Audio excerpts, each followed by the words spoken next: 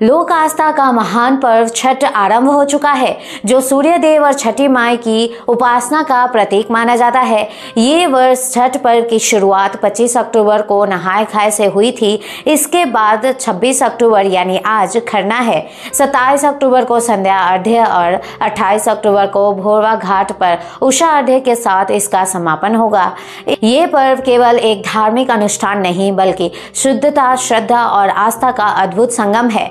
छठ महापर्व की जड़ें अत्यंत प्राचीन है और इसका उल्लेख रामायण और महाभारत दोनों कालों से जुड़ा हुआ है। माना जाता है कि त्रेता और द्वापर युग में भी सूर्य उपासना का पवित्र अनुष्ठान किया जाता था। यही कारण है कि छठ पर्व को न सिर्फ लोक आस्था का प्रतीक, बल्कि हमारी सनातन परंपरा और पौराणिक संस्कृति से गहराई से जुड़ा पर्व माना जाता है। रामायण काल में छठ पर्व की उत्पत्ति से जुड़ी कथा बेहद रोचक और श्रद्धा से भरी हुई है।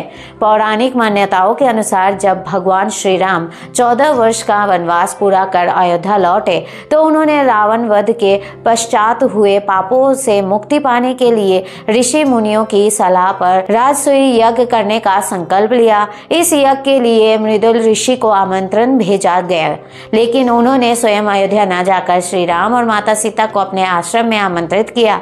मृदुल ऋषि के बुलावे पर जब भगवान श्री राम और माता सीता उनके आश्रम पहुंचे, तो ऋषि ने गंगा जल से माता सीता का शुद्धिकरण किया और उन्हें शुक्ल पक्ष की षष्ठी तिथि पर सूर्य देव की उपासना करने का निर्देश दिया। वहीं ऋषि की आज्ञा का पालन करते हुए माता सीता ने सूर्य देव की आराधना की और यही उपासना कालांतर में छठ महापर्व के रूप में मनाई जाने लगी। वहीं महाभारत काल में छठ पर्व का महत्व भी अत्यंत प्राचीन माना जाता है।